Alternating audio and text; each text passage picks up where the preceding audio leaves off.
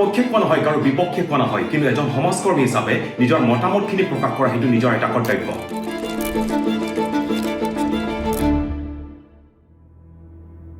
আমি সকলোৱে দেখিছো সময়ে সময়ে বহু প্ৰতিবাদ হল ৰাজপথ উত্তাল হল কিছুদিন পূৰ্বে কাৰ্বি আংলঙত গৌৰৱ গগৈৰ ভ্ৰমণক লৈ বহু প্ৰতিবাদ হল তেওঁ কাৰ্বি আংলং সাহিত্য সমিতি পৰিষদৰ মুখ্য কাৰ্যবাহী সদস্য তুলিৰাম ৰংফাৰৰ 200 কোটি টকীয়া অট্টালিকাত সম্পৰ্কে তদন্ত হওক বুলি সমালোচনা কৰা তেখেতক অনা অসমীয়া অৰ্থাৎ এন্টি ট্ৰাইবেল আখ্যানো দিয়া হল বিভিন্ন দল সংগঠনে অসমৰ বহুতো দল সংগঠন বহুতো জ্যেষ্ঠ নেতাই তেওঁলোকে প্ৰতিবাদ কৰিছে তেওঁলোকে ৰাজপথ উত্তাল কৰিলে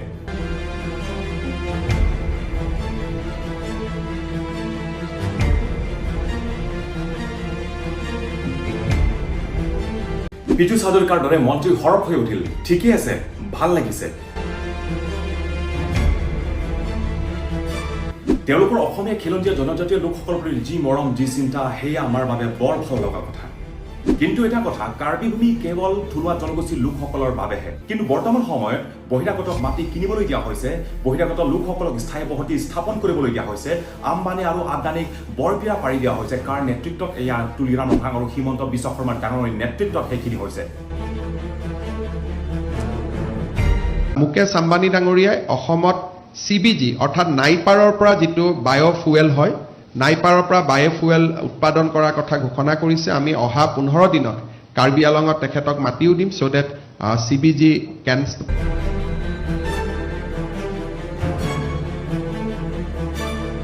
তেনেতে কাৰ্বি আংলঙৰ প্ৰায় 30-40% মাটি বহিৰাগত লোকসকলে গোটেইখিনি দখল কৰা হয় কাৰ্বি আংলঙত বহিৰাগত লোকসকলৰ দপদপনি চলে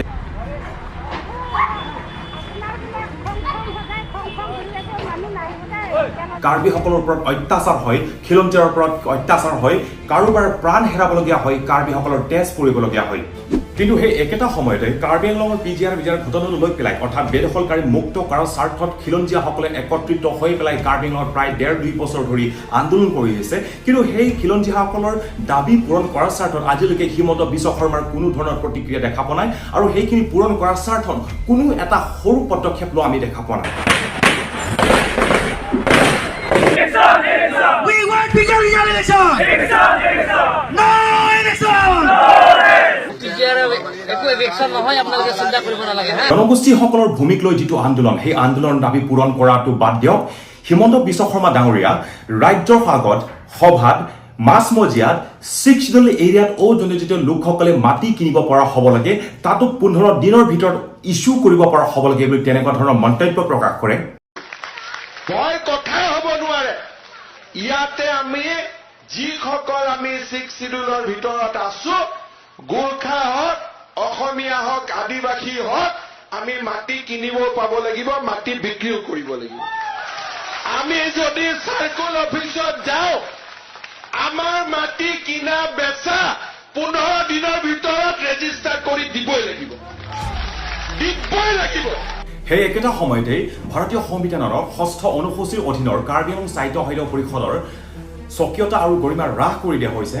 আৰু কাৰ্বি আংলং সাহিত্য সমিতি পৰিষদক ATM হিচাপে ব্যৱহাৰ কৰা মুখ্যমন্ত্ৰী হিমন্ত বিশ্ব শৰ্মা ডাঙৰীয়া আৰু কাৰ্বি আংলং সাহিত্য সমিতি পৰিষদৰ মুখ্য কাৰ্যবাহী সদস্য তুলিৰাম ৰংফাৰ ডাঙৰীয়া তেওঁলোককৈ বেছি এন্টি ট্ৰাইবেলৰ আখ্যা অৰ্থাৎ অনাসমীয়াৰ আখ্যা আমি কাকনো দিব পাৰোঁ আচলতে এওঁলোক হৈছে খিলঞ্জীয়াৰ অৰ্থাৎ জনগোষ্ঠীৰ প্ৰকৃত শত্ৰু কেৱল নিজৰ স্বাৰ্থ সিদ্ধি কৰা এওঁলোকে প্ৰকৃততে অনা অসমীয়া অৰ্থাৎ এন্টি ট্ৰাইবেল কিন্তু যিসকল জ্যেষ্ঠ নেতাই আৰু দল সংগঠনে ট্ৰাইবেলৰ প্ৰতি বা জনগোষ্ঠীৰ প্ৰতি মৰম দায়বদ্ধতা আৰু চিন্তা দেখুৱাইছে আজি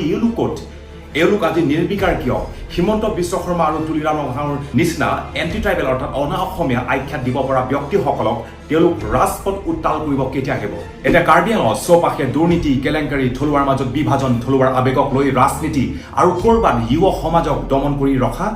বাক ৰুদ্ধ কৰিবলৈ কৰা চেষ্টা কোনো জ্যেষ্ঠ নেতাই দেখা পোৱা নাইনে